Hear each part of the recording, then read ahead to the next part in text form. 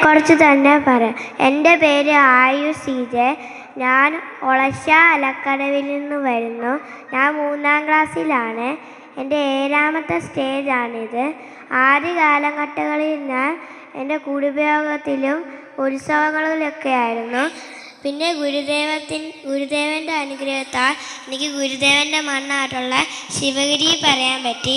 അതിനുശേഷമാണ് എനിക്ക് ഇവിടെ അവസരം ഒരുക്കി തന്ന ബിനു അച്ഛനും കുടുംബത്തിനും ഈ പുലിക്കുട്ടിശ്ശേരി ശാഖായോഗത്തിനും ഞാൻ നന്ദി അറിയിക്കുന്നു. എന്തെങ്കിലും തെറ്റുകുറ്റങ്ങളുണ്ടെങ്കിലും ക്ഷമിക്കണം.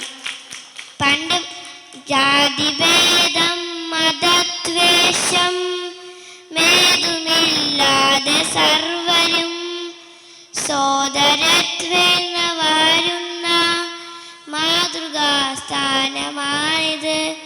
പണ്ട് എന്നാൽ അത്രയ്ക്ക് പണ്ടൊന്നുമല്ല. 19ാം നൂറ്റാണ്ടിൻ്റെ ഉത്തരാർദ്ധത്തിൽ തിരുവിതാംകൂറിൽ ഒരു യുവപ്രഭാവനായ സന്യാസി ജീവിച്ചിരുന്നു.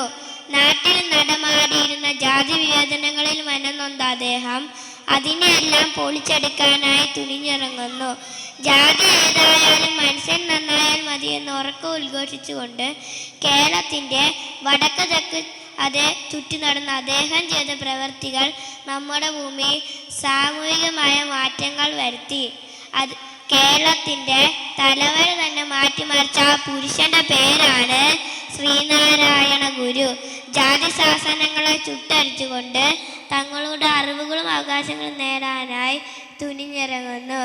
അവനവൻ്റെ വിശപ്പ് പുരകളിലും തന്നെ ആയിരങ്ങളും പതിനായിരങ്ങളും ലക്ഷങ്ങൾ മേടിക്കുന്നു. മനുഷ്യ സ്നേഹത്തിൻ്റെ വലിയൊരു തണലിലേക്ക് ആനയിക്കപ്പെട്ടു. മനുഷ്യൻ്റെ ജാതി മനുഷ്യത്വമാണെന്ന് പഠിപ്പിച്ച ഗുരു സിദ്ധാർത്ഥിൽ നിന്ന് ബുധനിലേക്ക് പോലെ നാണുവിൽ നിന്ന് ശ്രീനാരായണ ഗുരുവിലേക്കുള്ള പ്രയാണമായിരുന്നു ചരിത്രത്തെ മാറ്റിമറിച്ച സംഭവം.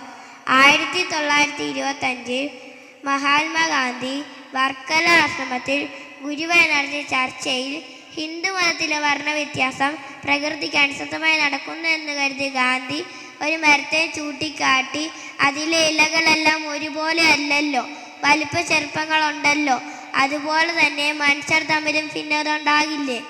അതിനി ഗുരു നൽകിയ മറുപടി ഇങ്ങനെയായിരുന്നു: എല്ലാ ഇലകളുടെയും ചാർജ്യം സത്യനും ഒരേ ഗുണമാണെങ്കിലും അതിൻ്റെ വലിപ്പ ചെറുപ്പത്തിനെ നിയന്ത്രിക്കുന്നത് സൂര്യപ്രകാശവും മണ്ണിൽ നിന്ന് വേര് വലിച്ചെടുക്കുന്ന ധാതുക്കളുടെ ലഭ്യതയ്ക്ക് അനുസൃതമായാണ്.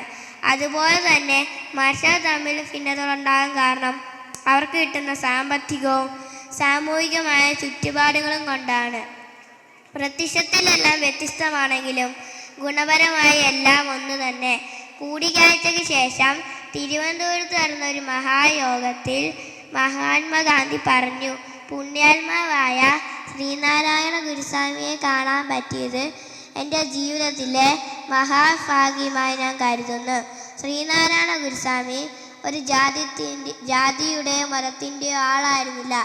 മനുഷ്യസ്നേഹവും മനുഷ്യജാതിയുമായിരുന്നു അദ്ദേഹത്തിൻ്റെ ആശയങ്ങൾക്കെല്ലാം അടിസ്ഥാനം. ശ്രീനാരായണ ഗുരുസ്വാമിയുടെ അന്നത്തെ കല്യാണത്തിൻ്റെ ഫലമാണ് നമ്മളുടെ ഇപ്പോഴത്തെ കേരളം.